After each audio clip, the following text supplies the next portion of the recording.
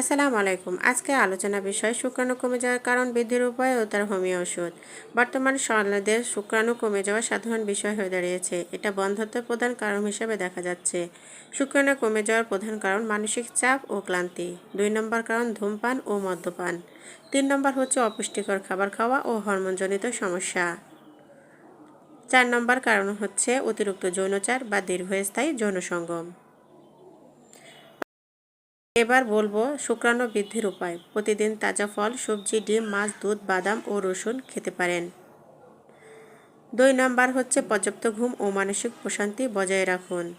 3 নম্বর ধূমপান বা অ্যালকোহল থেকে দূরে থাকুন। 4 নম্বর নিয়মিত হালকা ব্যায়াম করুন। 5 নম্বর অতিরিক্ত মোবাইল বা ল্যাপটপ কোলের ওপর ব্যবহার করবেন না। এবার বলবো হোমিও ওষুধ। সিলেনিয়াম 30 শুক্রাণুর মান ও সংখ্যা বৃদ্ধিতে সহায়তা করে। এটা প্রথমত 200 দিয়ে শুরু করে পরবর্তীতে উচ্চ শক্তি 2 মাস ব্যবহার করলে ভালো রেজাল্ট পাওয়া যায়। এরপরে ক্যালকেরাফস 6 শরীরের দুর্বলতা ও শুক্রাণু উৎপাদন